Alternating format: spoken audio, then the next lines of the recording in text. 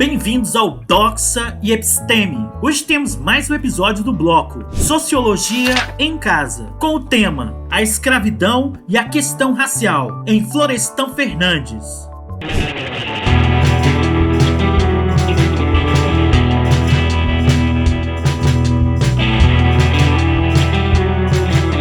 A herança escravista e a questão racial, temas abordados por vários sociólogos durante o século XX, permaneceram extremamente relevantes no século XXI.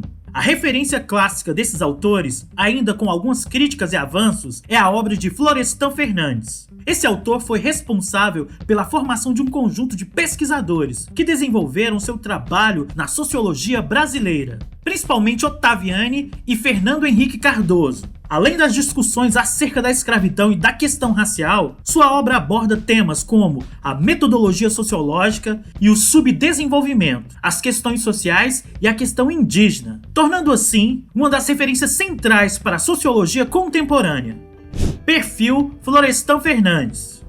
Florestan Fernandes nasceu em São Paulo em 1920. Filho de uma imigrante portuguesa, que o criou trabalhando como empregada doméstica. Começou a trabalhar aos 6 anos de idade, primeiro como engraxate, depois em vários outros ofícios. Precisou abandonar o curso primário por questões de ordem material. Depois de se formar no curso de madureza supletivo, ingressou-se na Faculdade de Filosofia, Letras e Ciências Humanas, na Universidade de São Paulo, em 1947, formando-se em Ciências Sociais. Doutorou-se em 1951. Foi assistente catedrático, livre-docente e professor titular da cadeira de Sociologia. Depois do golpe militar de 1964, protestou contra o tratamento dado aos seus colegas presos e também foi detido. Cassado em 1969 pelo AI-5, deixou o Brasil e lecionou na Universidade de Toronto, no Canadá, Columbia e Yale, nos Estados Unidos. De volta ao Brasil em 1972, passou a lecionar na PUC de São Paulo. Ligado ao Partido dos Trabalhadores, PT, desde a sua formação,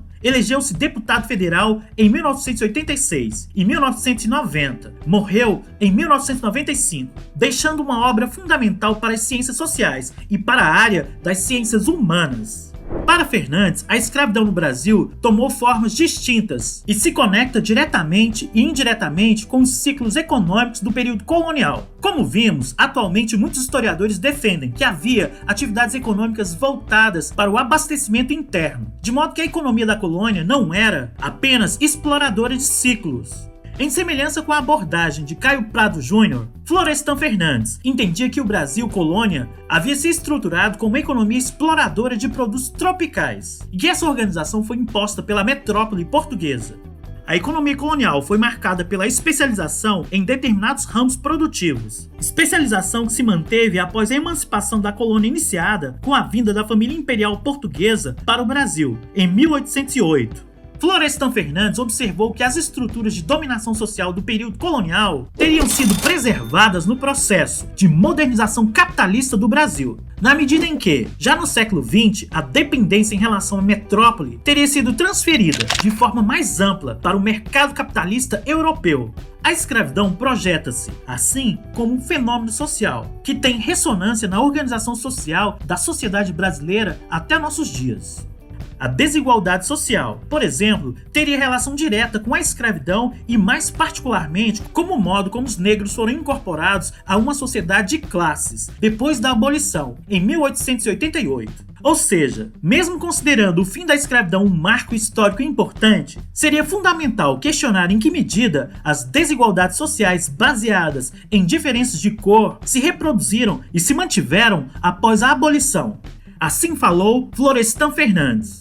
A desagregação do regime escravocrata e senhorial se operou no Brasil sem que se cercasse a destituição dos antigos agentes de trabalho escravo, de assistência e garantia que os protegessem na transição para o regime de trabalho livre. Os senhores foram eximidos da responsabilidade pela manutenção e segurança dos libertos, sem que o Estado, a Igreja ou qualquer outra instituição assumissem encargos especiais, que tivessem por objetivo prepará-los para um novo regime de organização da vida e do trabalho. Para entender esse processo, seria preciso analisar o mito da democracia racial. Em seu livro, A Integração do Negro na Sociedade de Classes, 1978, Florestan Fernandes observou que a democracia racial teria servido para difundir a ideia de que não existia distinção social entre negros e brancos, e afirmar uma suposta convivência pacífica e harmônica entre brancos e não brancos. Essas ideias levariam a supor que as oportunidades econômicas, sociais e políticas estariam abertas a todos os brasileiros de forma igualitária. Você já pensou nisso? A Constituição brasileira, como também de outros países de tradição institucional democrática, é influenciada pela Declaração dos Direitos do Homem e do Cidadão, França, 1789. Tem como uma das suas formulações mais importantes a ideia de que todos os indivíduos são iguais perante a lei. No entanto, assim como nos outros países, há diferenças estruturais que chocam com esse princípio de igualdade de direitos e deveres. O passado escravista promove na sociedade brasileira contemporânea desigualdades econômicas, sociais, culturais e de prestígio social que não reproduzem de fato o princípio de igualdade entre os indivíduos. Tente examinar essa questão observando como diferença de cor podem representar também diferenças econômicas e salariais, e entender como essas diferenças têm relação com a história pregressa do Brasil. Segundo esse autor, essa ideologia propagada até hoje no Brasil mascara o racismo, o preconceito e discriminações. Exemplos disso seriam afirmações do senso comum, que garantem que o negro não tem problema de integração social, e que a índole brasileira não permite distinções raciais, que as oportunidades sociais estão abertas a todos os brasileiros de forma igualitária, que o negro está satisfeito com a sua condição social e o seu estilo de vida.